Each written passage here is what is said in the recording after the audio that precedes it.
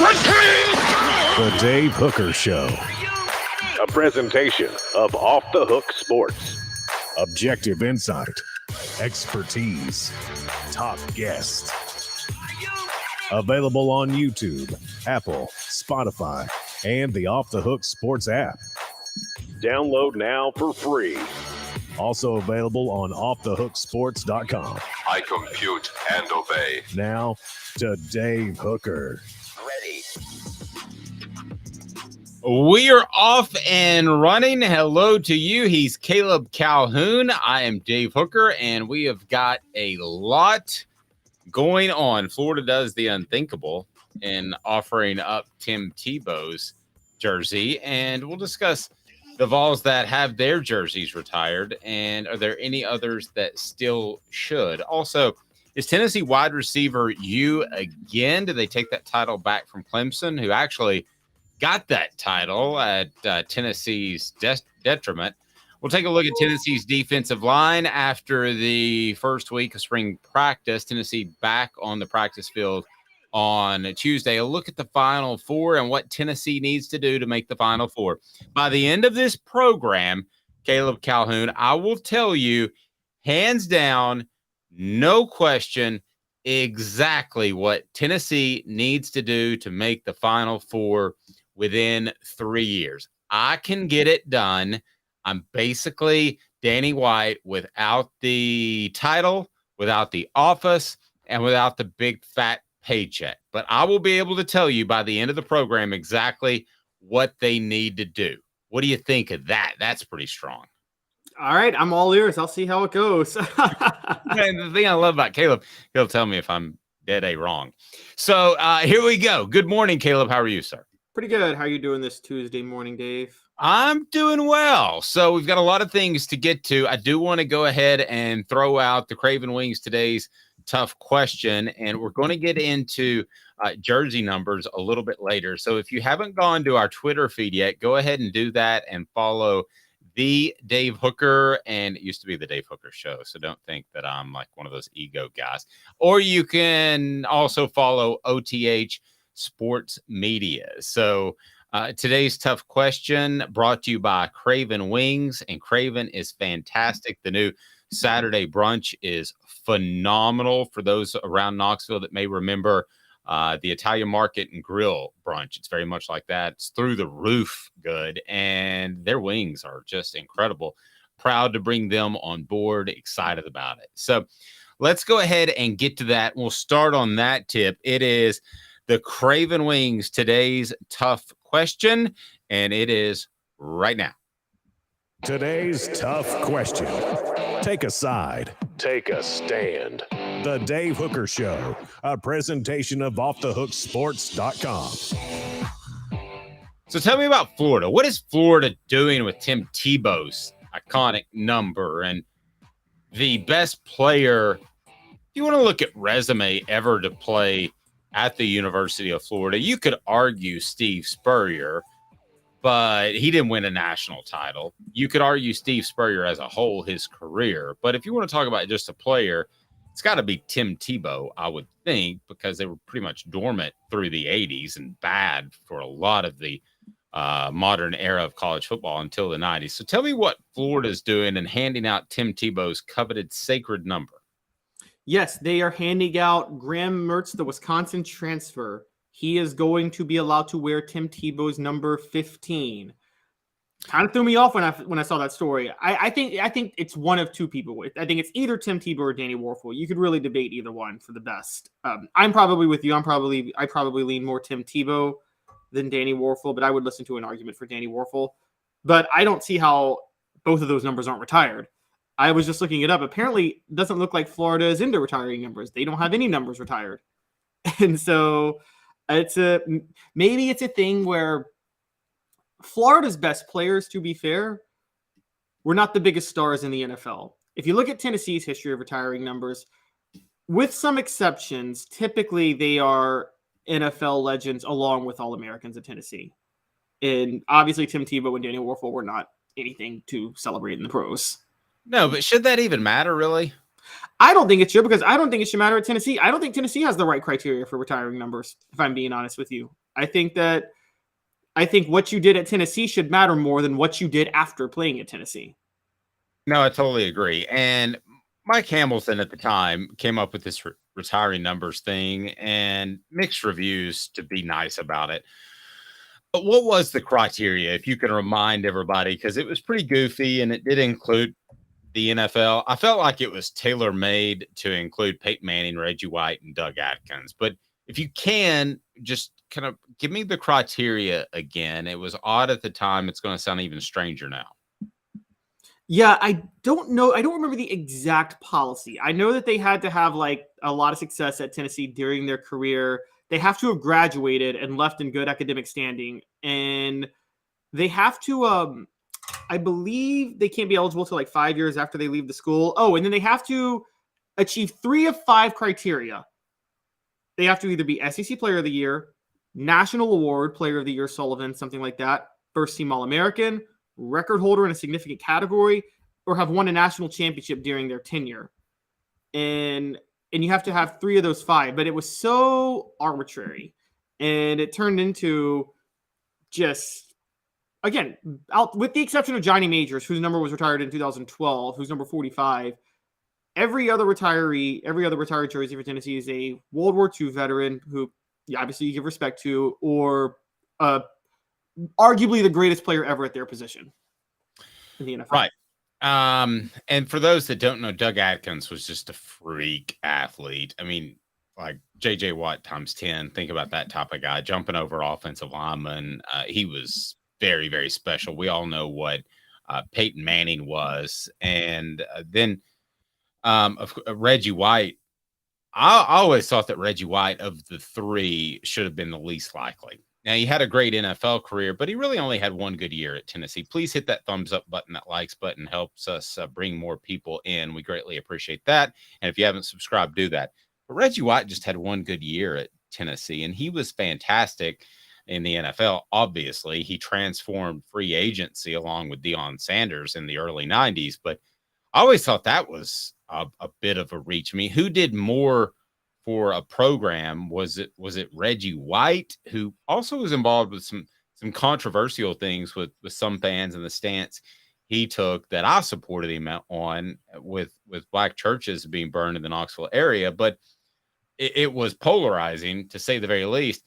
Yeah, there are a lot of players I could pick. T. Martin, I would have retired his number perhaps before Reggie White. And to me, what you do in the Al Wilson, to me, what you do in the NFL has no bearing on whether or not you should have your number retired. But Tennessee, specifically in their criteria, mentioned that as a factor. First, Caleb, what was your take on that years ago? Yeah, I think that was an emotional move because Reggie White had died the year that they decided to retire his number. That was when they did the whole thing. And Reggie White, I believe that was the first number they retired. And it was for the Ole Miss game. I was with you. I think Reggie White's NFL career in that one senior season has people. I was not around, so people who were following Tennessee in the early 80s, if you were following them then, please correct me. But I have a hard time seeing how he was a beloved player during that entire run relative to, like you said, Al Wilson. I even say a John Henderson. John Henderson won the Outlet Trophy, was a 2-time All-American, not just a 1-year All-American. And yeah, he didn't have Reggie White's NFL career, but he had a pretty decent NFL career. And I say Eric Berry. I would take Eric Berry above Reggie White. I know Eric Berry didn't graduate, to be fair. So he may have graduated, but he didn't stay all 4 years. So I get if you don't want to. But he was like one of those phenoms, just like you wouldn't hold it against Peyton Manning had he gone a year early. He was that good. When the head coach comes out and says, you just need to go, you just need to go. Travis says on our screen, Florida was going to retire anyone's number, it would be Tebow's first. This is a blatant last-ditch effort to get a transfer. I completely agree. And that's where these coaches are getting desperate because they've lost leverage. They used to have leverage, and you would say to yourself at Tennessee, no, number 16 is not available, period, in the discussion. Well, if Nico Imaleva comes in and says, I got to have 16 or I'm not coming, would Josh Heupel fold at that? I would think that a lot of coaches would. I don't want to speak on Heupel's behalf. So I asked this question this morning. It's today's tough question brought to you by Craven Wings. Again, try out their wings. Florida's reintroducing Tim Tebow's jersey for transfer. Should any Vol have their number retired? If so, who? And so far, 33% say nope, 33% say Inky Johnson, who obviously had a debilitating injury during his playing days. And nobody has voted for Hendon Hooker. I put up there for purely recency bias. I don't really think that his number should be retired. And then should any Vol have their number retired? Anyone but the World War II vets. So be sure and never, ever, ever reintroduce those numbers. Those are kind of special and a part of Tennessee lore. And I know that's been, 70 years ago, but those need to be remembered even as it becomes part of the distant past. Yes, these are people who gave up their lives to go fight in World War II and passed away, obviously. I as someone who, as a student of history, I don't think people understand how difficult of a time that was for college athletics, World War II, and the sacrifices that were made by so many people. Tennessee on the front lines of this. Tennessee had to give up their coach for World War II. And a lot of people, my story on this is a lot of people don't realize that the 1940 election, both candidates, including FDR, was saying, we're going to keep you out of war. We're going to keep you out of war. We're not going to keep you out of war. And the story goes that America got into World War II after Pearl Harbor. Well, that was December 7th, 1941. Neyland was called back to service in 1940, meaning they kind of knew they were about to get into the war. That's all you have to know, is to know that they were about to enter World War II. They called Neyland to service a year ahead of time before they got into the war. Yeah, and sure enough, to know what happened there. There was this guy in Germany that wasn't very liked. And Travis says the Florida penal system has a bunch of the ex-Gators numbers. That's pretty good, Travis. That's a good one. That's a good one. Urban Meyer could help out dishing out those numbers. Kudos to that. Now, Rebecca asked a question. Speaking of Nico, do we know why his number has changed from 8 to 12? Sorry, it's a little off topic. He kind of mumbled over the answer, didn't give a really good answer as to that. And usually he's very well spoken, especially when he says his last name. Ia Maleava. I think this was a coach's thing, the same reason he went out there fourth string day one, but he's not the fourth string quarterback. Come on, he's second string. To me, having a single digit number means something. So I think that they just wanted him to earn back that number. And I think it's just a motivational coaching thing, Rebecca, but he may fall in love with 12. 12 Maybe doesn't he thinks it's Tom Brady. Yeah, maybe he is the next Tom Brady, or the Tom Brady of college. Maybe he'll win like 18 national championships at Tennessee. What Tom Brady ended up with, how many? 7 Super Bowls. 7. Yeah. The crazy part about the Tom Brady-Peyton Manning rivalry is that Michigan won the national championship the year before Tom Brady became the starter. Tennessee won it the year after Peyton Manning was the starter. And those were back-to-back years, 97, 98. Okay. True. Let me ask you this. It's also weird that Charles Woodson and Peyton Manning were 1-2 in the Heisman, respectively, and they both retired the same year, and they were the oldest players at the time in the NFL, which is very strange. All right, so let me just ask you this. How coveted are these? So if a prospect shows up and says, I've got to have number 16, would you give it away? My first question is... I'm going to Georgia. I'm the highest rated quarterback of 2026, and I'm going to Georgia unless you give me 16. What's the reasoning? I've always worn 16. My dad wore 16. My grandfather wore 16. My great-grandfather wore 16. Nothing real. Yeah, but like, okay, I was going to say, like, if something like my father passed away and wore 16, and it just... So here's the thing. The only reason I'm debating this is I'm like, do you want a kid like that? Because you're getting, if it's not some real serious reason, you're kind of getting a kid for the wrong reasons. So it becomes, you really even want a kid like that. But from the other side, would I sacrifice my future to hold on to the number 16 for Peyton Manning? No. I'm going to defend Florida on this. I'm not a fan of retiring numbers. World War II veterans, one thing. Again, they fought in the war for their country. We'll take that off the table. Yeah, completely off the table. I don't think any of Tennessee's other 4 retired numbers, Johnny Majors, Peyton Manning, Doug Atkins, Reggie White, none of those numbers should be retired to me. I don't think numbers are – I do what – hang their like name in the rafters or something. Put their name up there. Give them a statue, something like that. I do I do like the retired numbers, and that was a huge debate when they retired these numbers. But that's kind of where we are, and the people on the message board agree with you. They don't like the concept of retired numbers as a whole, but that's where we are. But if a prospect showed up and said, "I have got to have Peyton Manning, Reggie White's, or Doug Atkins' number, or I'm not coming," and this is the top prospect in the nation, it's not even close. It's an Arch Manning, it's a Nico, whatever. And he says, "I'm going to Georgia if I don't get that number." What would you do if you're Josh Heupel? And the message board, what would you do? Would you give the kid the number? I want to hear. Again, no. And I say no, not to protect Peyton Manning's number, but because I don't know if I want a top prospect that's going to think that way. I mean, I do. Maybe this is a little like wholesome for me, but like you're getting a kid for the wrong reason at that point. That's not that's they're going to be a detriment from an intangible perspective. My answer with Smoky Mountain Red, who says I would, it's just a number, is a big heck yeah, absolutely. I'd call Peyton Manning and I would say, "Hey man, this kid wants your number. I think it's a huge, monstrous deal that we get him.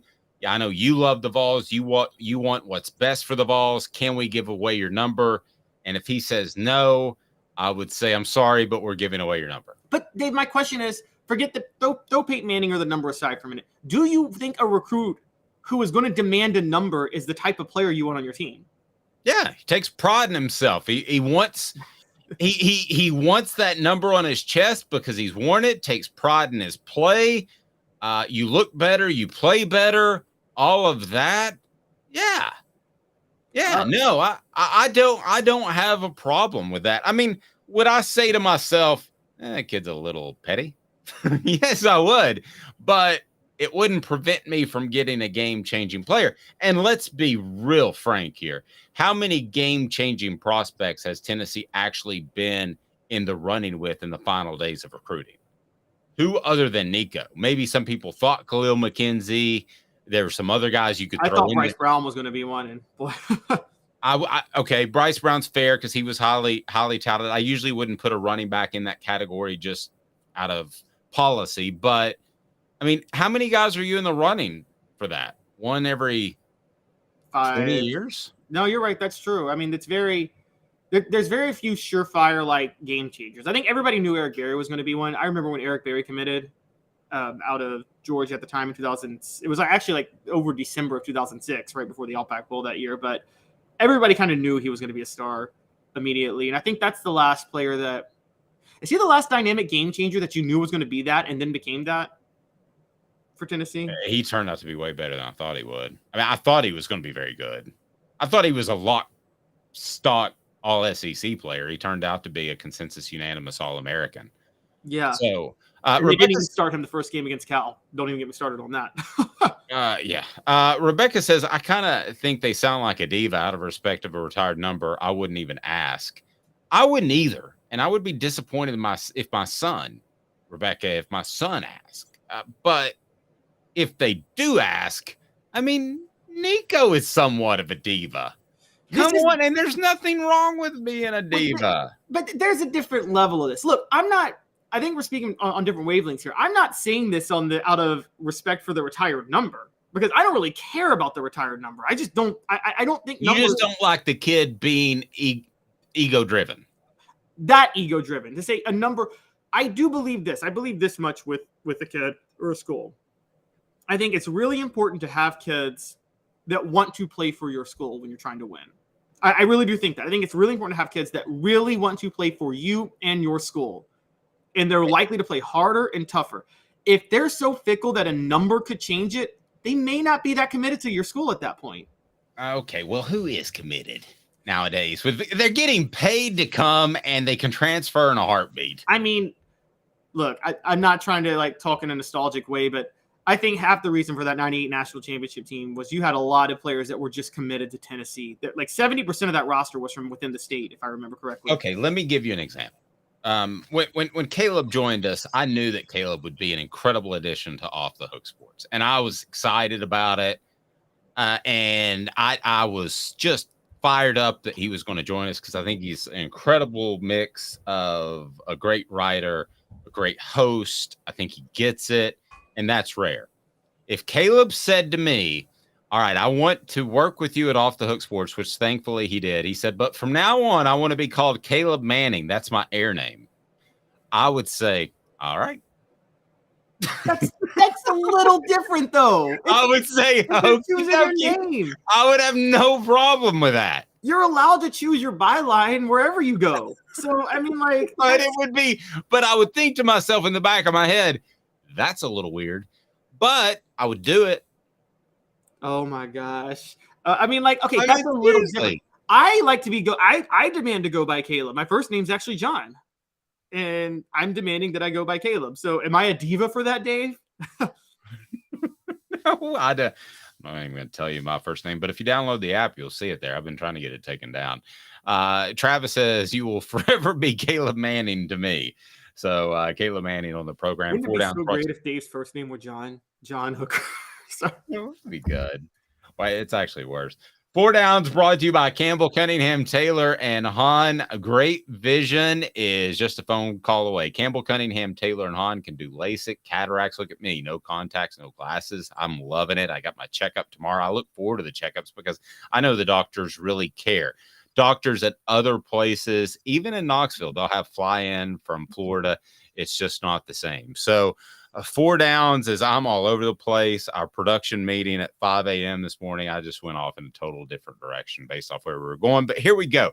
4 Downs right now brought to you by Campbell, Cunningham, Taylor, and Hahn.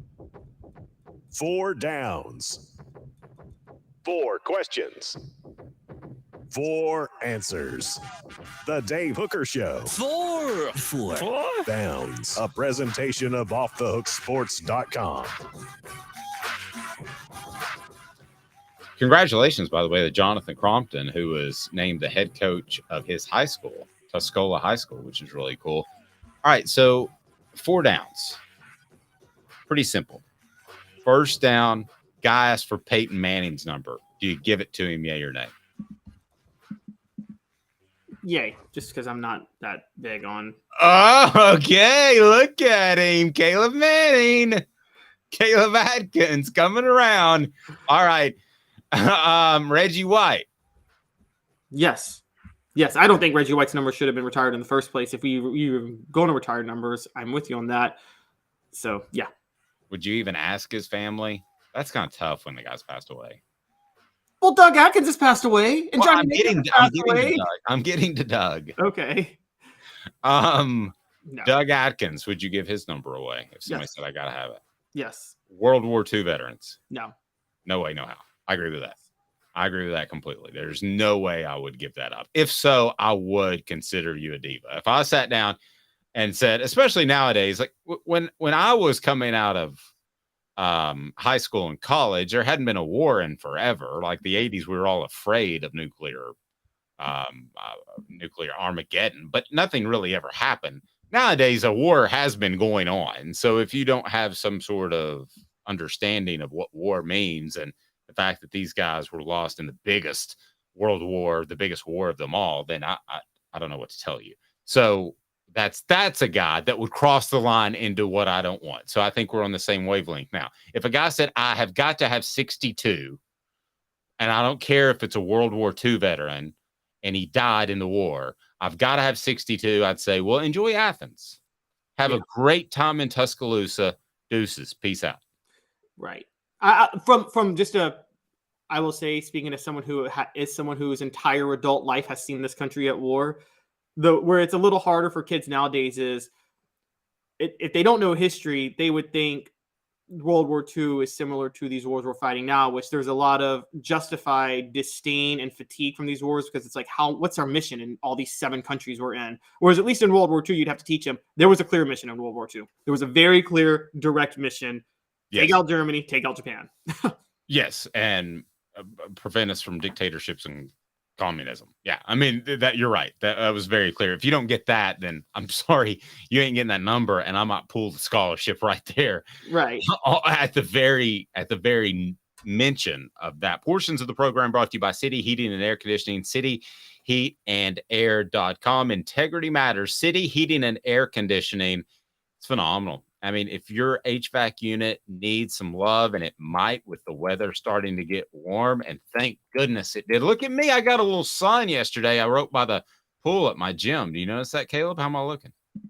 I think you're looking great. Thanks. You're looking great. Thanks. I'm looking okay, but not nearly as good as the service at City Heating and Air Conditioning, cityheatandair.com. Integrity matters. They are phenomenal. We're going to have a Tennessee defensive line preview / update as the Vols hit the practice field again today. Also, the unconventional Final Four. And I told you this, and I mean it.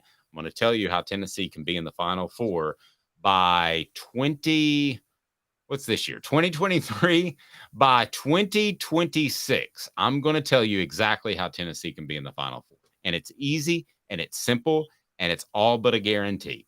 It's that easy. Also, is Tennessee athletics at its most stable point since the 1990s? That sounds about right. Go ahead and follow us on Twitter at the Dave Hooker. And are you just Caleb Calhoun, or are you the Caleb Calhoun? I am just Caleb Calhoun. I blame it. Some other guy in Britain, he's like a soccer ref, has Dave Hooker. I want it. It used to be the Dave Hooker Show, and now it sounds like I'm a pretentious jerk, the Dave Hooker. Also, OTH Sports Media, so you can take part in our polls. And it's brought to you by Craven Wings, never frozen, always just fantastic. And Craving Wings South North Shore location, where we've heard people say that you can get the best wings in East Tennessee. Pero ¿quién es este?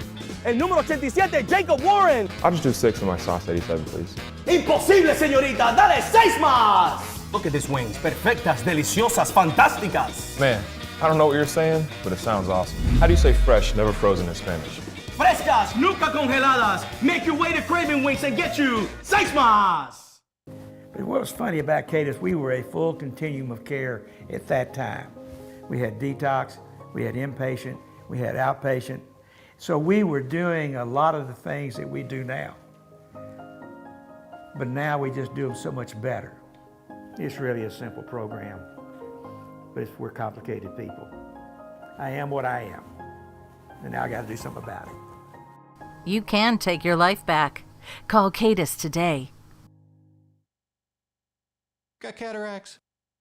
We can fix that. Never miss another moment. With a little help from Doctors Campbell, Cunningham, Taylor, and Hahn at cctis.com. Do you want to own the more that owns every job? Then get to Vassey Lawn and Garden in Cleveland and get you a Toro. I'm David Vassey, here to talk to you about Toro. With a Toro Zero Turn, you'll get more out of every minute and you'll reach the finish line faster. At Vassey's, we like to say, no matter if you're mowing 3 acres a week or 11 lawns a day, homeowners and business owners alike find confidence in equipment they can trust from top to bottom. Vassey Lawn and Garden, Highway 60 North in Cleveland. Man alive, it's worth the drive. Our family has been creating jewelry since 1986, each piece unique with a story all its own. I'm Rick Terry with Rick Terry Jewelry Designs. I'm a jeweler, and I want to be your jeweler. We're grateful that you chose us to be Knoxville's best jeweler. My family and staff look forward to serving you. So please come see us. Kingston Pike and Campbell Station Road in the heart of Farragut, and downtown on Gay Street, right next to the Tennessee Theater. Who's this guy? Hello, who is it? The Dave Hooker Show. Who? A presentation of Off the Hook Sports. What? YouTube, Apple, Spotify, and the free Off the Hook Sports app. Back to Dave Hooker. When I grew up, there was no question that the team in my hometown, the team that I sold programs for when I was 12 years old, and my mother made a horrible decision just dropping me off in a sea of orange. Fortunately, it was very safe, and maybe 14. And I would sell programs for $2. You'd make 20 cents a program, and I would sell just enough to buy myself a Coke and a hot dog in Neyland Stadium. But really what I cared about is the free ticket. And when I grew up, there was zero question who wide receiver U was. Alvin Harper, Carl Pickens, Stanley Morgan. I could go on and on and on. And it somewhat continued, although I think Joey Kent, as Caleb has put out there before, his numbers were a little inflated playing with Peyton Manning, but Peerless Price was certainly special. Somewhat continued again with Dante Stallworth and Kelly Washington. But all along those times in the late 90s and early 2000s, you saw teams kind of picking away at the wide receiver U title when there used to be zero question. I mean, zero question. Nobody else even argued it. Now, Tennessee, because of the decade of dysfunction that they went through, is certainly not wide receiver U. Certainly not. No question about it. That has probably been Clemson at Tennessee's behest, losing guys like T. Higgins, losing guys like Amari Rodgers. And Clemson at one point had a collection when they won the national title, their last one. I thought they had maybe the best group of receivers I had seen, except for Tennessee in that Pickens group. They were very, very good. And I wonder now, has Tennessee taken that wide receiver U title back from Clemson? So two-part question for you, Caleb Calhoun, Caleb Manning. Two-part question. It's a thing now. Things stick in my head. But Caleb, two-part question. A, has Tennessee wrestled that back from Clemson already? If not, B, will they? What say you, sir? I think they will. I think the wide receiver U, should we say the wide receiver U title is vacant right now? Because I think Clemson's already lost it. I just don't know if Tennessee's wrestled it back, but I think they will. They started the process with Jalen Hyatt winning the Biletnikoff Award. You got to do a little more than one player winning the Biletnikoff Award, though, obviously. Alabama's still going to compete because Alabama's produced some amazing receivers since 2014. Yeah, it's almost like their receivers get overlooked because their entire program is so good. Yeah, exactly. And we're forgetting that since Nick Saban embraced tempo in 2014, which he's going away from it now, that's a big benefit to Tennessee taking this title back. But once they embraced tempo in 2014, they just had an insane run of wide receivers that obviously maximized with Devontae Smith winning the Heisman Trophy. And I think now you're seeing, look, let's call it what it is. Clemson last year could not find a receiver. They couldn't find anybody to go to all season last year if you were watching them. That was a big reason for the issues in their passing game. You can go to local news sites all throughout South Carolina and you'll read story after story from last year saying where are Clemson's wide receivers, what's going on, who's stepping up. There's a huge void for Tennessee to fill. If Deontay Thornton does what I think he's going to do, and you know how high I am on Deontay Thornton, if he lives up to that this year, Tennessee's got it back. Because you're going to have Jalen Hyatt winning the Biletnikoff. I think Cedric Tillman's going to be a great a good NFL receiver. I think Brew McCoy has a ton of NFL potential. I think we all agree in terms of NFL prospects, Brew McCoy is the best on this roster, isn't he? As far as NFL prospects, he's one of the best players in the SEC. Yes, exactly. Regardless of position. Right. Oh, wow. Going there. That makes sense, too, though. I can't disagree. But I got him in the first-round pick, so how many guys out of the SEC go in the first round year in and year out? 12, 14? Probably so like that. That to me is, I think he's a top 12 type of talent in the SEC right now when he steps on the field. Yeah, so you have Brew McCoy. You have Dante Thornton, who may not be the best NFL prospect, but is definitely the best prospect to put up a lot of yards and stats in Josh Heupel's offense. You still have Squirrel White, who can really benefit from this offense.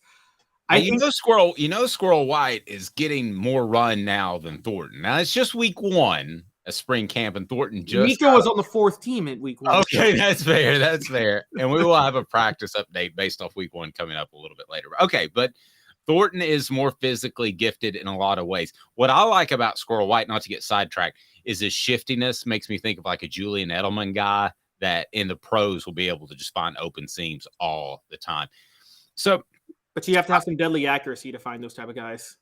Yes, Milton and you got to was get the ball out quick, and you got to read quick. Yeah. I will say this. I think that Tennessee has not wrestled it away yet, but I think after this year, it will be wrestled away, and Tennessee will be considered wide receiver U for a couple of different reasons. I think that Jalen Hyatt will be drafted high, although I question his NFL ability as a complete, well-rounded receiver. I think that Cedric Tillman will be drafted high, and I don't question his ability whatsoever.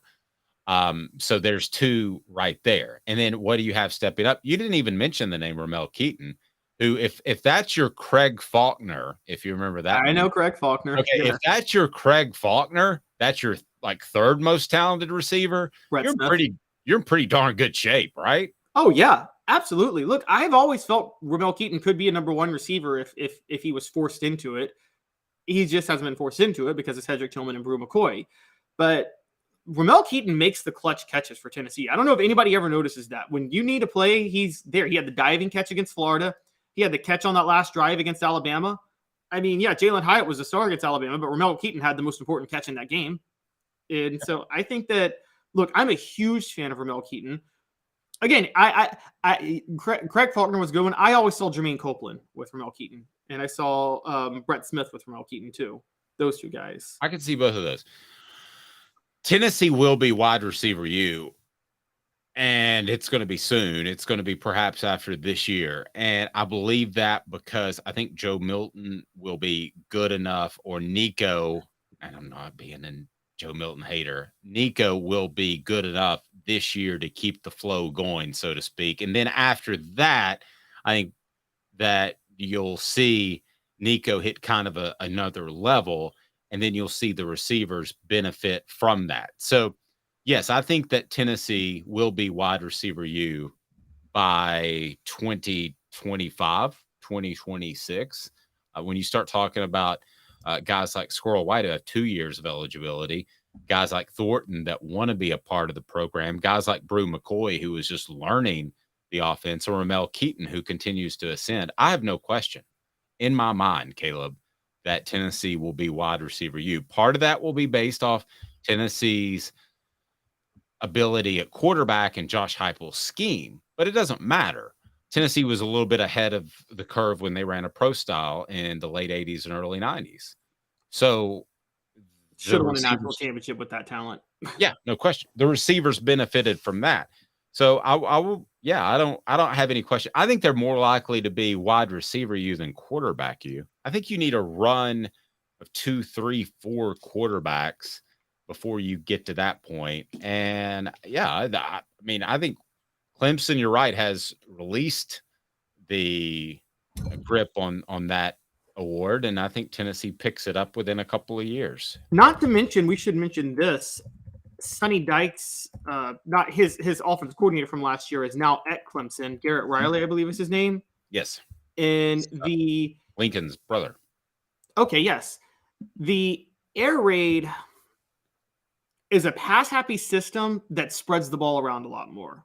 So you don't Josh Heupel, as we've talked about, likes to shorten the rotation. He likes 2 or 3 guys. That was it.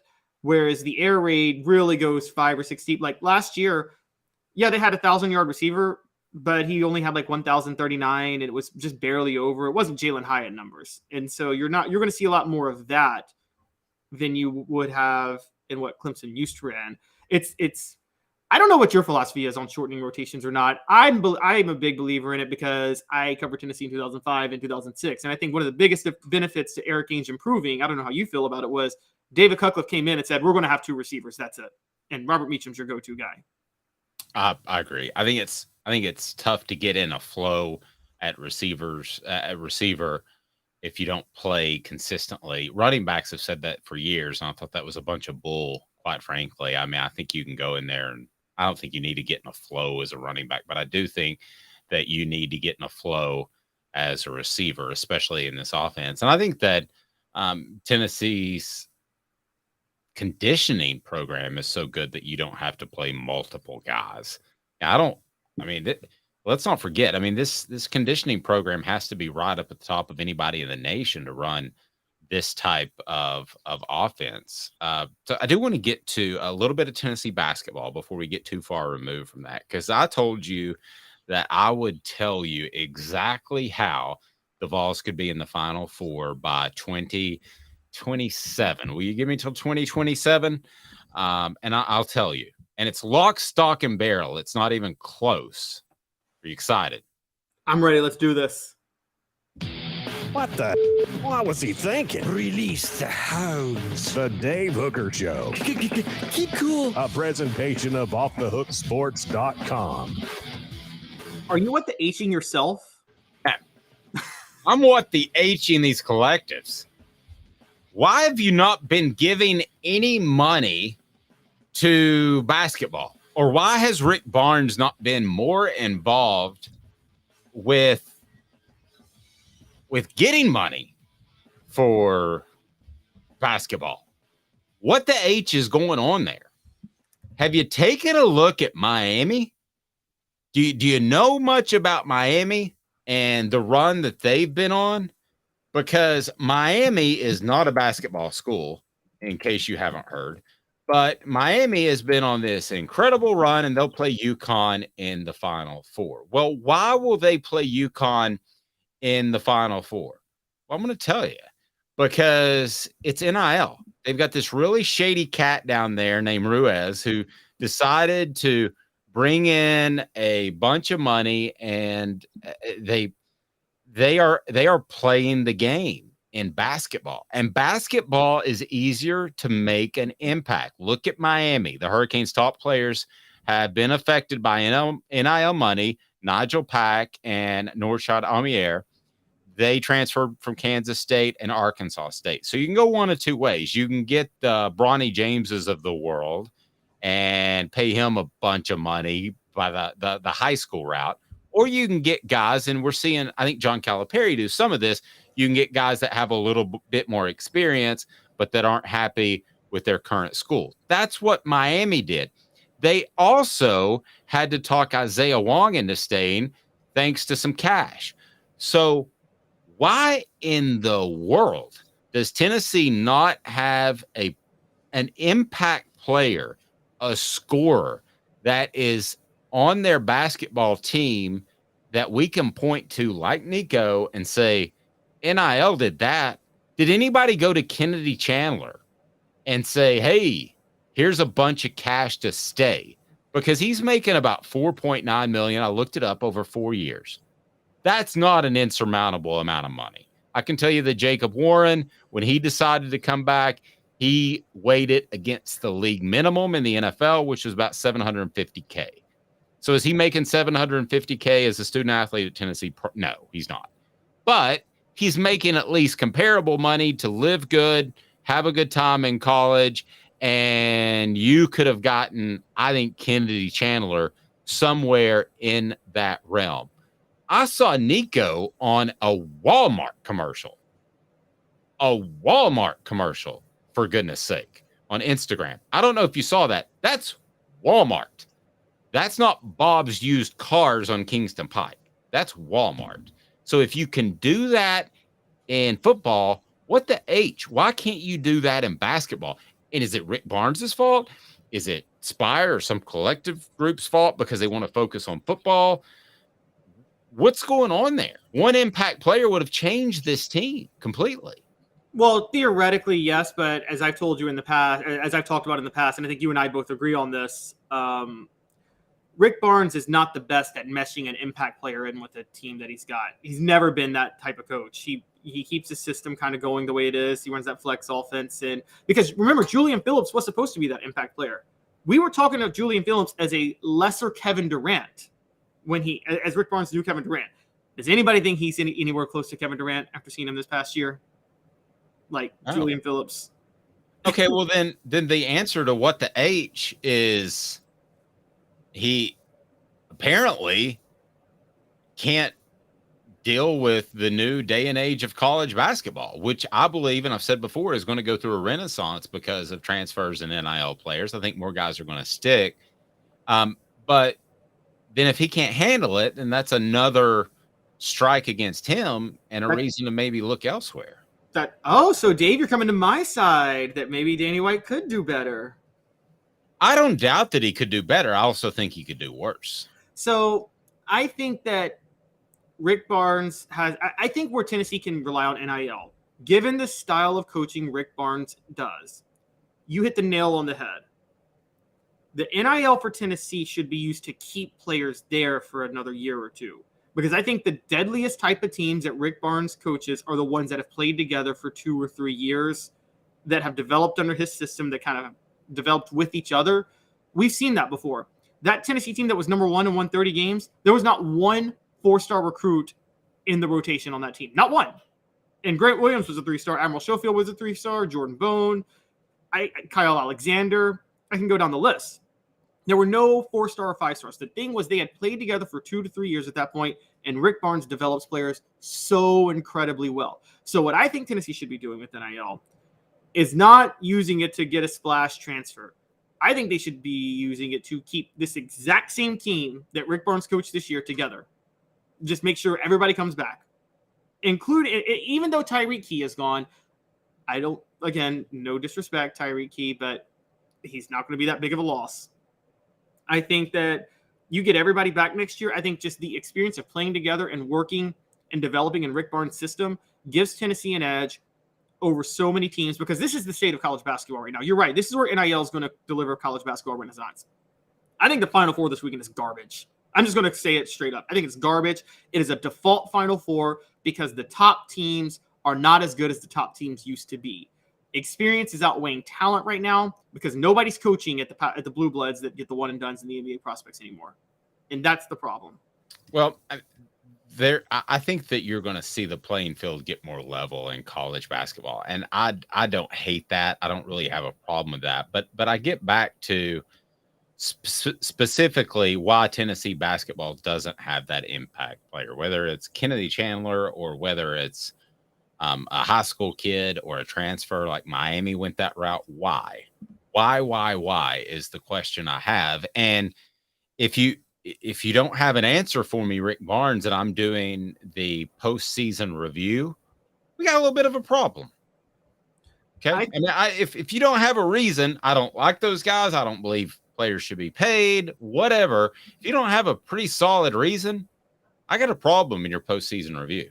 Oh, no, I think Rick Barnes has come out and embraced NIL. Now, he hasn't embraced it the way Tennessee football has embraced it. Rick Barnes did openly complain about NIL being used as a recruiting tool, which technically I know they're not supposed to do. We all know they're doing it. And we all know Tennessee football is barely hiding the fact that they're using it as a recruiting tool at this point.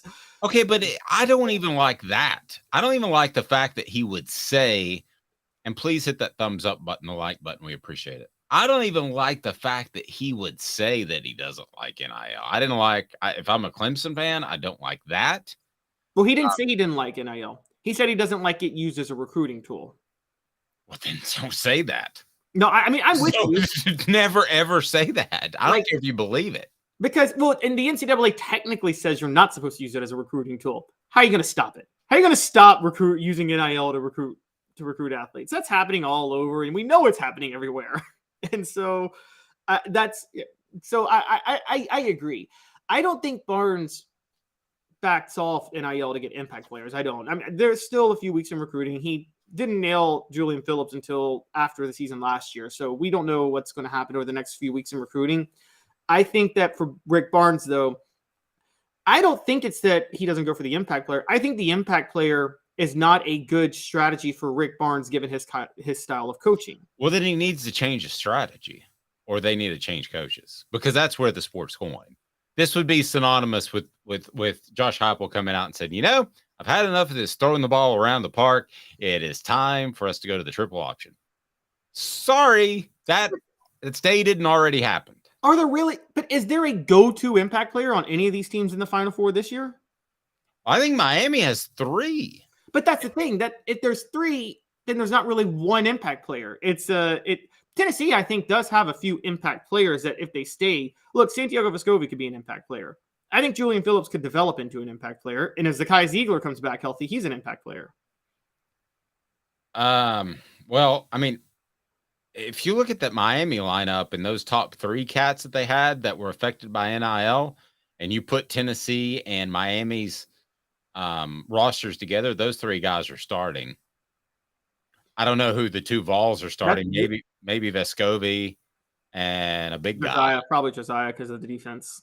Or Josiah, yeah. I mean, obviously we're talking about life without Ziegler, but yeah, I mean, I maybe you have three mini impact players. However you want to shake it, I just don't understand how NIL hasn't had a huge impact on basketball, because you just need 1, 2, or 3 guys. If you want to go 3 guys at the semi-impact players like you're talking about, or one Kevin Durant top, whatever the case may be, why did that not happen in the past year? Yeah, I think that there were players that we thought were going to be impact players that didn't work out. Again, we thought Julian Phillips and Josiah Jordan-James and Santiago Vescovi would all be impact players. Josiah couldn't stay healthy. Santi was really erratic shooting, and Julian Phillips did not look like a 5-star. The other part of this that we're missing is that, look, I have to call him out. Uros Plavsic has not developed for a 7-footer. He's in his 4th year in the program. You would expect a 7-footer to look like you'd expect him to look like an NBA draft pick by this point, developing 4 years in. I think that's where you could really criticize it. I think by next year, Jonas Adu is going to be the starter at center. It's going to be Jonas Adu, Olivier Kamwa. But I do think there is some development we're seeing. Let's not forget, Jemai Mashak became an impact player later down the stretch. I think that there were just some issues that I have a huge problem with Rick Barnes' coaching strategy. His reliance on the mid-range, his X's and O's drive me insane. I'm not so sure his roster assembly is as much of an issue. I'm not sure that these. Again, the gun issue is a big issue, and I'm not overlooking it. But could Rick Barnes get a Brandon Miller top guy just athletically? I'm not talking about character or any of that. Could he get a Brandon Miller top? Oh yeah. Rick Barnes has been getting those for ever since he's been at his early days at Texas. He's been getting those. His big issue is Rick Barnes is not good at getting a Brandon Miller and then plugging them in with the rest of a team, of a cohesive team. Well, no, I'm asking you moving forward with NIL now. Oh, I think he can. I think they'll be able to. Now, I will say this. I think a lot of Tennessee boosters are investing more in football, but I will say basketball is a smarter investment for 2 reasons. One, as you said, you just need 1 player, but 2, and more importantly, although it's easier to tell how good a college football player is going to be in the NFL than it is college basketball in the NBA, it's much easier to project a high school basketball player to college than a high school football player to college, if that makes sense. I agree. Taking a look at Tennessee's defensive line and some practice notes as the Vols get back on the field this week for week 2. With some great insight from Caleb Drew and people that I talked to within the program. So stay tuned. Give me 2 minutes, and I will be right back with Tennessee football news that you won't get anywhere else off the Hook Sports. I know you like the heat. You got to try my signature sauce 87.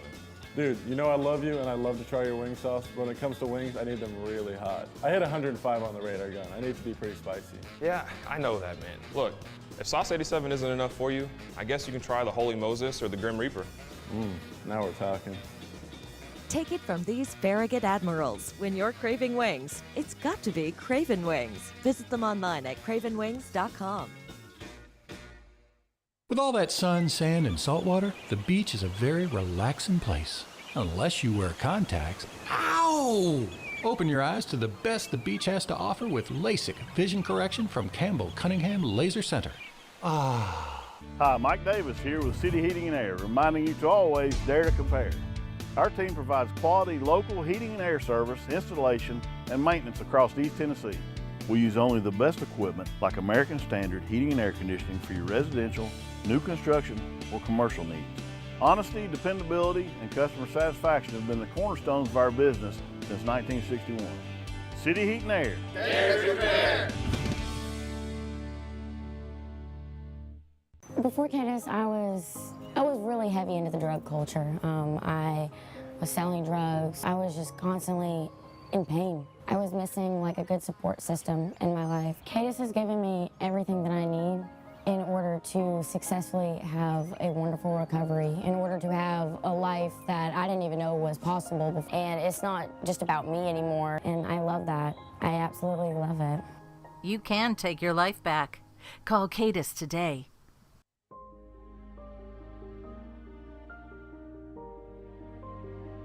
Our family has been creating one-of-a-kind pieces of jewelry in West Knoxville since 1986. Each piece is a combination of unique processes that bring your idea to life.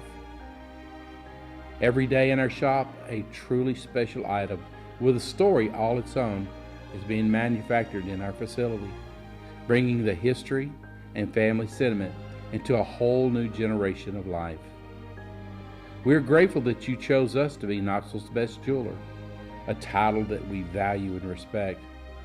Because to me, being a jeweler and owning a jewelry store are not the same thing. I'm Rick Terry. I'm a jeweler, and we want to be your jeweler. Kingston Pike and Campbell Station Road in the heart of Farragut, and downtown on Gay Street right next to the Tennessee Theater. You're listening to The Dave Hooker Show, a presentation of OffTheHookSports.com. The internet is full of pictures of each and every one of you. Available on YouTube, Apple, Spotify, and the Off the Hook Sports app. Download now for free. Is there nothing you people can't do? Also available on OffTheHookSports.com. If you haven't subscribed to YouTube, do so. Please, if you're on board now, hit the thumbs up button. Smoky Mountain Red's comment is posted. I personally think Danny White wants another men's coach. Caleb, before we dive into Tennessee's defensive line and some practice notes, what do you think? Does Danny White want another men's coach? In his heart of hearts, it's tough to do that after a Sweet 16, but in his heart of hearts, would he hire another men's basketball coach? I think he would. I mean, you're right. He's not going to prefer to. Yes, I think Danny White. I know there's been some controversial firings he's made in the past to get his guys in there. So I know he is the type of athletic director that likes to do that. Look, ADs have egos, just like football coaches and basketball coaches. Athletic directors have egos, and I think Danny White thinks he could do better. I think he's not going to do it because it's not worth it. But I do think he thinks he could do better if given the chance. I would trust him to do better because I think he's the greatest hirer of coaches in all of athletics. I wouldn't go for Dusty May. I'm not a big believer in going for a coach because they had one good year at any school ever. I agree with that. I agree with that totally. Billy Bob Cooter, no relation to Jim Bob, says Barnes is a fossil. Danny can do better. I mean, it's tough for me not to agree with that, to be real honest with you. I mean, I don't want to seem like I'm throwing Rick Barnes under the bus at all. There were injuries. It's still a Sweet 16, but it feels like Sweet 16 is winning a national championship for Tennessee basketball. That's as good as it's going to get. Do you know how unlucky as a program you have to be to go 1-8 in Sweet 16 games all time? Like there's supposed to be a 50-50 chance of you winning a Sweet 16 game. And Tennessee's 1-8. Like what? Nobody could have a worse record in Sweet 16 games in Tennessee. I don't believe it. Someone point out if they do. I don't know. But my thing with it is, Fred alluded to it last week, and Fred was very defensive of Rick Barnes and the lack of point guard play in Zakai Ziegler. But one of my biggest issues with March Madness, and I know I pick on college basketball a lot as a sport. I think it's a pathetic sport. I'm just going to be honest. It annoys me. But one of the worst parts about college basketball is that March Madness is overcoached, and Rick Barnes is the epitome of overcoaching his players. Travis says that his wife says, I mean, Barnes is a saint. Smoky Mountain Red says Barnes has done a lot for us, but I think it's time to find that next guy. Let's see what happens this year. Let's see if he accepts NIL and recruiting, because not to do so is silly. Now, we asked that question, what the age, why that hasn't been a bigger factor. Maybe part of that factor is they've been very guarded because they don't want to draw any attention to the athletic department from the NCAA, because if they do, then that could just hurt the current investigation of football. There's a very real possibility of that. But would you waste NIL money in basketball to hurt yourself with a football investigation? I wouldn't. I would Doug Dickey the basketball program. I think Tennessee, to be robust, they've got to They've got to address that somehow. So wanted to talk some Tennessee spring practice as the Vols back at it in week 2, and it's brought to you by Craft Treats. I'll tell you more about Craft Treats here in just a second. Let's talk some defensive line. No one knew this time last year that edge rusher Byron Young would turn into such a productive player. The same, to a lesser extent, could be said for Latrell Bumpus. Both are now gone. He was a great contributor, probably a little underrated last year. So let's look at who Tennessee has coming back. I would say on the edge, it's led by Tyler Barron. He has started 8 games in his career, got 69 tackles, 16.5 for a loss. The guy I really like from a talent standpoint is Joshua Joseph. Has like 7'2" wingspan or something bizarro, or 6'10" wingspan. And he's like 6'3". It's just, I mean, he has great length. James Pierce Jr., I believe, and Rodney Garner said this, has to do some maturing. Caleb Herring is one to keep an eye on. I think the guy that everybody just expects to be good is Omari Thomas. But this defensive line without Byron Young, without Latrell Bumpus, can it be as good or better as it was last year, Caleb? What say you? Yeah, I think it can. I don't think – I have a lot of respect for Byron Young and what he did. And Latrell Bumpus was the ultimate team player. I think Latrell Bumpus was definitely not irreplaceable. There's other defensive linemen that with more experience could do what he did on this roster. Byron Young's a little bit trickier, but I've always felt Tyler Barron could reach Byron Young's level the whole time. And you're right, with Joshua Joseph's getting more experience. Look, they've added Caleb Herring. They've added some guys too. So I think they're going to be a little bit deeper this year with edge rushers. They're still fine in the middle. They have, look, we talked about this back over December when Jordan Phillips hit the transfer portal. I firmly believe that was, Nathan Leacock that came on board as an early enrollee and was making such an impact that Jordan Phillips just hit the portal. Omar Norman Lott has been added, a really key transfer. I think they have a lot more depth and versatility at defensive line this year than they did last year, even with those 2 losses. I agree. I mean, I think I was talking to you or somebody. I was like, I feel like I'm missing somebody that Bumpus and Young, that there's somebody else that left. I mean, that's really, Young was your best defensive lineman, your best edge rusher last year, but he's not irreplaceable. It's not like Leonard Little went off to the NFL, and or Sean Ellis for that matter. And I think that he's replaceable, and yeah, I think he was still pretty raw. I think he could have a better NFL career than college career, and he had a really good college career. So Tennessee, I believe, will be deeper on the defensive line, which will help with the pace they play on offense. But they want to play vertical. They gotta coach a lot of these guys to play vertical. And I think it was Omar Norman Lott, and specifically that Garner was talking about, that he has to get upfield more. The goal is to rip upfield, and there have been times where Tennessee has had to worry about gap containment with mobile quarterbacks, but that's not now. That is, they want to get upfield and show that they can be a disruptive force. A couple other things from spring camp week 1 is Joe Milton is the starting quarterback, despite what I say or whatever. It would take Milton would have to lose that job. I believe wholeheartedly that it would have to become during the fall. And I think that Joe Milton will go into, they're not going to say it, but will come out of spring as the starter. Will go into August as a starter. Will go into the season as a starter. If he has issues, and he did throw an interception to Arian Carter in practice last week, if he has issues during the season, then things could change. A freshman to watch.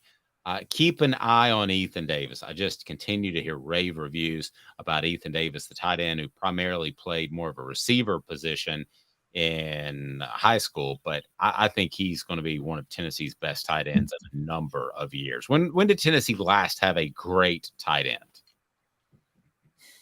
How far back do we have to go? Receiving tight end. Consider Ethan Wolf a great tight end? or a good tight end? I considered him a good tight end. I think Butch Jones did him a lot of disservices in preparing him for the NFL. Agreed. I would have to go back to I will go ahead and say that I think Ethan Davis has a great chance of being the best tight end at Tennessee. What about Michael Rivera? Yeah, he didn't do a lot for me. I think that Ethan Davis has a great opportunity to be the best tight end at Tennessee since a guy named Jason Witten. More practice notes. CraftTreats.com, though, they've got your dog treats, and they've got the chill pills with the CBD infused treats for your pet that'll help with indigestion, that'll help with any sort of anxiety, be it car rides, social anxiety, and also will certainly help with arthritis like my dog deals with. Cameron Seldon is your running back to watch in Tennessee practice. By the way, I forgot to say, with crafttreats.com, crafttreats.com, use the promo code off the hook, to get 20% off. So there you go. That is a running back to watch, Cameron Seldon. They're spending a lot of time with him. I think he's very good. An incomer to watch, the Vols, I think, need help, obviously, with Darnell Wright and Jeremiah Crawford. I'm hearing great things about John Campbell, who has heavy hands, and I believe will play at left tackle. When all is said and done, they're still doing some shuffling there. We talk about slot receivers. Squirrel White is right now the number one guy at the slot receiver. I know that Caleb loves Dante Thornton, and he may overcome him with size and athleticism, but for right now, Squirrel, as you would expect, is getting most of the reps at the first team. Couple of other more Vols notes that you can find at offthehooksports.com, brought to you by Craft Treats, crafttreats.com. Use the promo code offthehook for 20% off. Omar Norman Lott has been solid and made at least one play in the backfield. BYU transfer Gabe Judy Lawley has been running with the second string defensive backs. Fellow Cougar transfer Keenan Peely looks like he'll be a factor at linebacker. No great surprise. Vols could use love those Cougars. What's that? I said, gotta love those Cougars. You gotta love Cougars. The Vols could use another center. I don't know what would happen behind them. I don't think Jordan Addison's ready, so they might do some shuffling. So, what stands out to you about some Tennessee football? And Travis said, "Who was the starting quarterback?" Did I miss it? Oh, it was definitely Joe Milton. He did that in a troll. He was trying to joke with you, yes, Dave. Definitely, I know what he's doing. Third. Go ahead. So, what stands out to you about the standouts of spring camp week 1? I mean, I'm still on the biggest thing for me is the fact that Cameron Seldon moved to running back. That tells me they're looking to play him immediately. That's the real one. I'm not shocked that Squirrel's ahead of Dante Thornton right now. He should be because of playing in the offense last year. It's 1 week. Here's something that stands out to me. If Squirrel is beating Dante in the slot, does that make it possible that Dante actually beats out maybe like Ramel Keaton for the other wideout spot? Yeah, I thought about that all along. Or is he when we haven't seen this in Josh Heupel's offense yet, or is he one of the guys that can play both?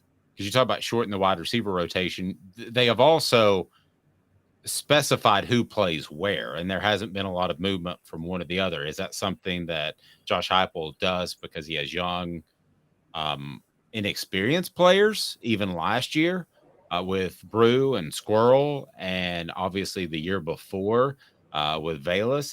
Does he just want them to learn one position, or do we see guys move around?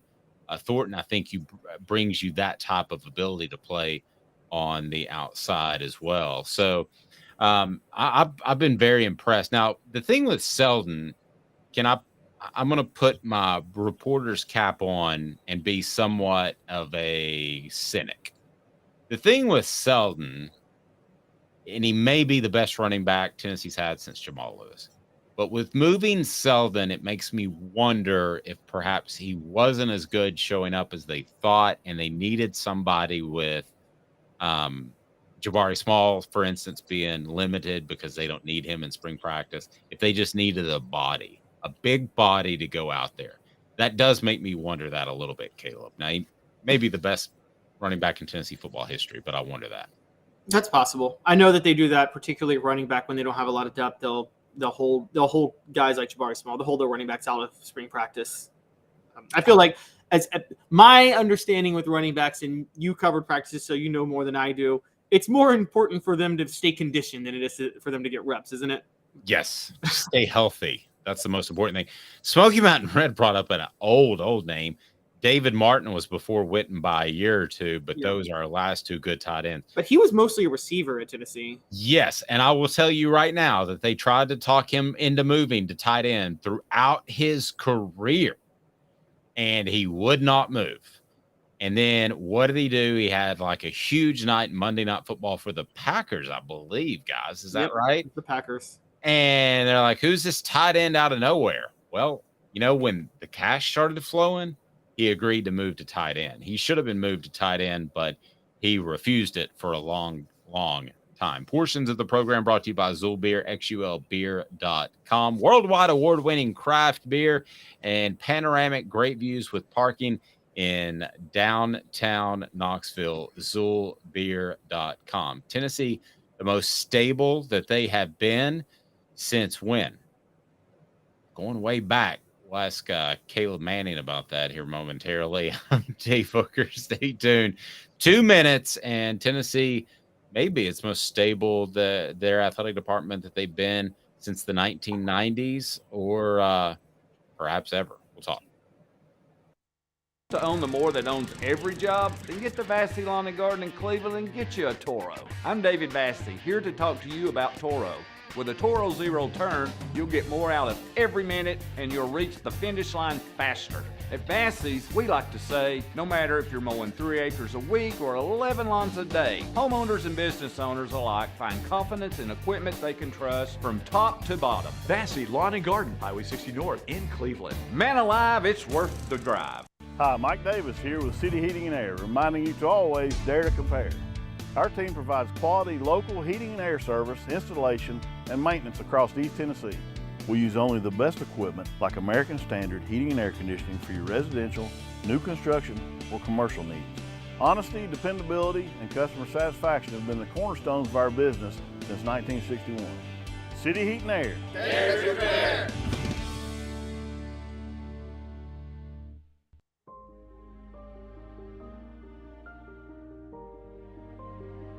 Our family has been creating one-of-a-kind pieces of jewelry in West Knoxville since 1986. Each piece is a combination of unique processes that bring your idea to life. Every day in our shop, a truly special item with a story all its own is being manufactured in our facility, bringing the history and family sentiment into a whole new generation of life. We're grateful that you chose us to be Knoxville's best jeweler, a title that we value and respect. Because to me, being a jeweler and owning a jewelry store are not the same thing. I'm Rick Terry, I'm a jeweler, and we want to be your jeweler. Kingston Pike and Campbell Station Road in the heart of Farragut, and downtown on Gay Street right next to the Tennessee Theater. With all that sun, sand, and salt water, the beach is a very relaxing place. Unless you wear contacts. Ow! Open your eyes to the best the beach has to offer with LASIK vision correction from Campbell Cunningham Laser Center. Ah. What's up, everybody? This is University of Tennessee tight end Jacob Warren, proud to announce that I'll be working with Craven Wings again this season. And I want you to give your all and try my signature sauce, Sauce 87, at either of the Craven Wings 2 locations, Chapman Highway in Seymour and South North Shore Drive at the Markets of Choto. When you're craving wings, it's gotta be Craven Wings. Online at cravenwings.com.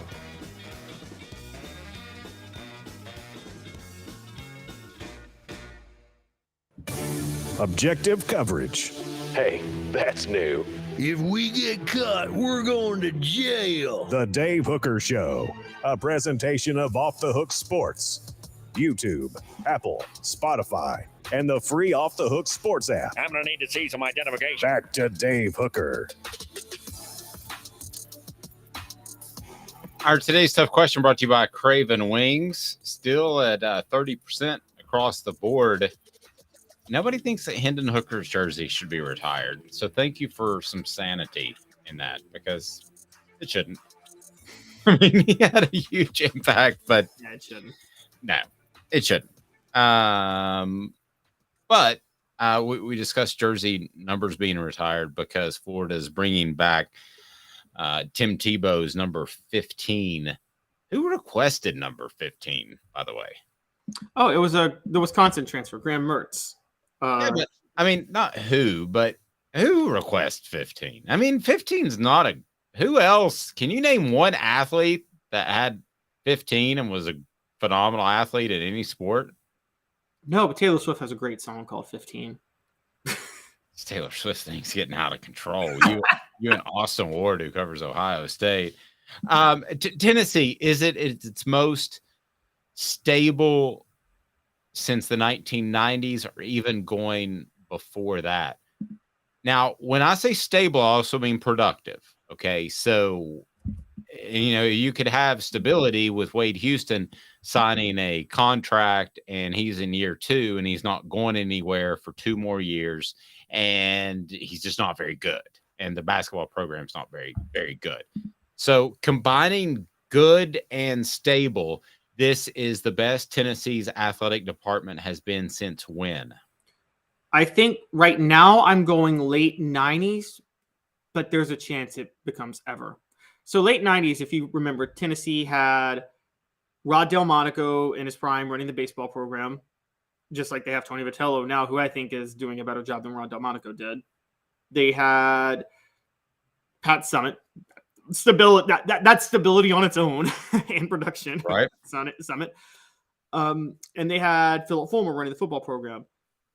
There was a period when Jerry Green was there with the basketball program, and it was a 4-year period, but it was 4 productive years. Now, the issue is, obviously, Jerry Green, that was the oddball out because he was the one coach that, even though the program was productive, no one really wanted to give Jerry Green credit for the productivity of that program. And maybe based on stories you've told me, they probably shouldn't have been giving Jerry Green credit for the productivity of the program. No. So let me take, okay, I'm going to take the Pearl era. Okay, and I'm defining it by basketball. But I will take Bruce Pearl was coach at Tennessee from what years? 05 to 11. Gosh, I really can't take that because the football program was in trouble. So that first year he was there was the first year the football program missed out on a bowl game. And I'm not giving it to Jerry Green because, I mean, he goes and the baseball program wasn't great, but Jerry Green goes on ball calls and calls out the administration. That's not a stable athletic department. That was at the end, though. I'm talking late 90s. I'm talking, okay, let's not forget there was a moment, 1998, Tennessee wins the national championship in football. They're defending 3-time national champs in women's basketball, and they're top 10 in men's basketball. Okay, well, let me just ask you this. If I told you that on a road game, the team bus had to pull over to a liquor store, would you tell me that's a stable basketball program? I would not. Did that happen?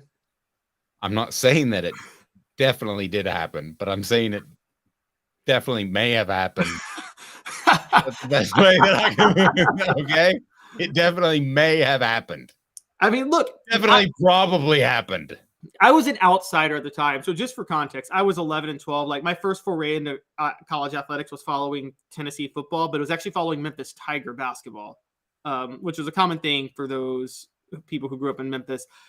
I didn't understand because I was obviously away from the program why there was so much hate for Jerry Green with Tennessee being, and it was before that last year I realized that. Now that I've learned and done more research, I realized that, the dislike for Jerry Green goes back for from the time he took the job. It sounds like that was a scrambled hire to begin with.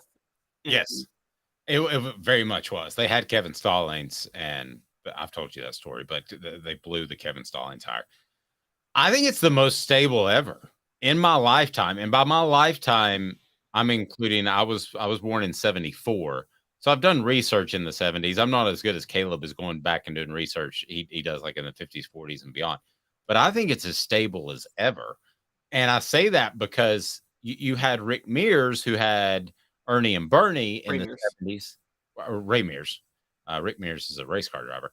You had Ray Mears, who had Ernie and Bernie. But let's be frank. I mean, he ended up getting sideways with the university. It was almost like they were better by default. And the football program was a disaster during that time. The football program was a disaster. I'm not going to give it to Jerry Green just because of the success. I believe that, he benefited a lot from uber talent, Yeah, I mean, I think in my lifetime, 70s, 80s, 90s, 10 or 2000s, 10s, yes, it's the most stable in 50 years. It's the most stable in a half a century. I don't think there's really any argument to be had for that. I mean, we can gripe about Kelly Harper just making the Sweet 16. We can gripe about Rick Barnes just making the Sweet 16. That's still the Sweet 16. That ain't bad. The football team seems very stable with a coach that wants to hang around, and that can be unusual. You don't think that Alabama fans each and every year wonder if this is Nick Saban's final year? They do.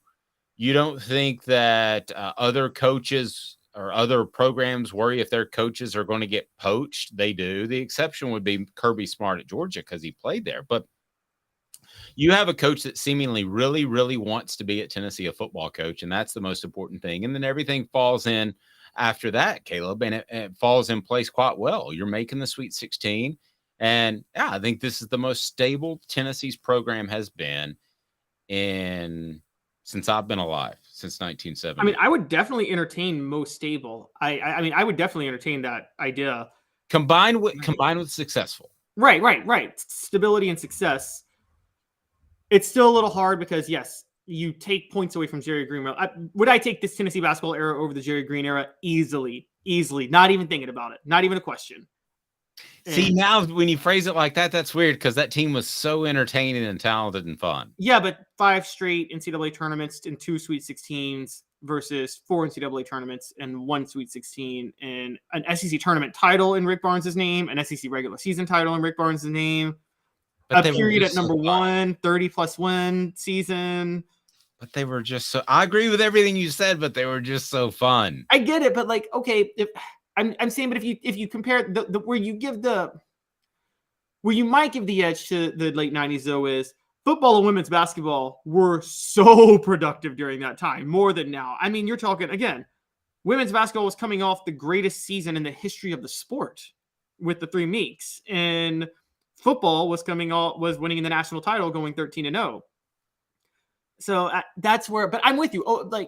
And Rod Delmonico was, again, he was stable with baseball. They would make the College World Series every 4 years. Yeah, but again, you combine that with success. They didn't care. They didn't care about Rod Delmonico. They didn't care that Tennessee's baseball program was languishing and was at best going to be a College World Series team, once every 5 or 6 years? Yeah, it was right about then. I mean, now if Tony Vitello starts turning in a once every 5 or 6 years program that makes the College World Series, there's a problem. Right? No, that's true. That's a good point. I mean, that was back in the days where they held spring camp and preseason, or not spring camp, but they held preseason football practice in the outfield of the baseball field. I mean, that tells you what they thought about baseball right then. Yeah. I mean, they would tear the outfield just totally apart and have to resod it. Dave, let's reverse this because you were there during the worst. Let's pick the year when Tennessee was at its least stable. And I got a year in mind, and I don't know if we have the same year, but a calendar year. Well, I guess I would have to say 2010 with having to go after Dooley because everybody else said no. I'd say 2011, but you're close with 2010. Because I think the whole Dooley period was unstable because he was not wanted and the program was on fire and he didn't help matters. But 2011 was the NCAA investigation. It was the year, tragically, Pat Summitt revealed her dementia diagnosis. It was the year they had to fire Bruce Pearl because of the scandal. And it was the year Mike Hamilton was basically forced aside. That all happened in 2011. Oh, and Derek Dooley lost to Kentucky that year. I always wonder if Tennessee would have been better off if Mike Hamilton would have stayed. I think Mike Hamilton made some critical errors. Well, he made some that I can't even share, but I do think he was very insightful with the Lane Kiffin hire. I thought that was outside the box. He was in basketball circles, so he made the Bruce Pearl hire. Smoky Mountain Red says, Dave, I would have hired you over Dooley. Thank you. But done a fantastic job. And look, I want to say this up front. I thought he got an unfair shake when he was at Tennessee. I understand why, but Quanzo Martin dealt with so much when he was at Tennessee. The 3 years he was there, that still wasn't a good hire. Mike Hamilton admitted later, that he would have hired Rick Byrd, and he said, I just couldn't envision Rick Byrd not coaching at Belmont. I didn't want to see it. I'm like, you're the athletic director at another school. You shouldn't think like that. I didn't hear that. The bottom line is, though, whether or not he was great in an administrative role and whether or not he was great at hiring basketball coaches, you are defined by what happens to the football program. And the moment that Lane Kiffin decided to bolt, it was over.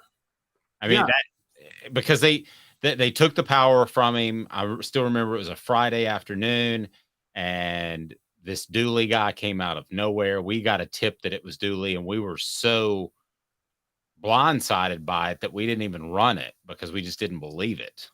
And sure enough, they had decided on Dooley when they still had interviews to make.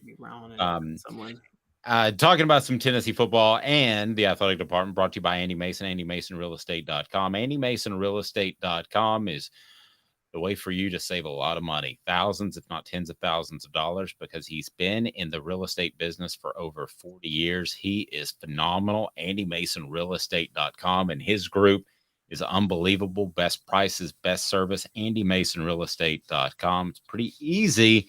And I remind you that portions of the program brought to you by Bassey Lawn and Garden. Man alive, it's worth the drive. Bassey Lawn and Garden, whether you're coming in from Knoxville, Nashville, Chattanooga, it doesn't matter. Bassey Lawn and Garden will save you a ton of money with their buying power. He's Caleb Calhoun. I'm Dave Hooker. Tomorrow on the program, we look forward to continuing to talk some Tennessee football as the Vols back on the practice field. That should be a lot of fun, and we'll continue to give you some insight that you just won't get anywhere else. Tell a friend. We appreciate that. Don't forget to download the app. Make sure your notifications on. For instance, there this morning is an audio portion of Cooper Mace that is right there on any podcast platform. So for Caleb Calhoun, I'm Dave Hooker. This has been a presentation of Off the Hook Sports.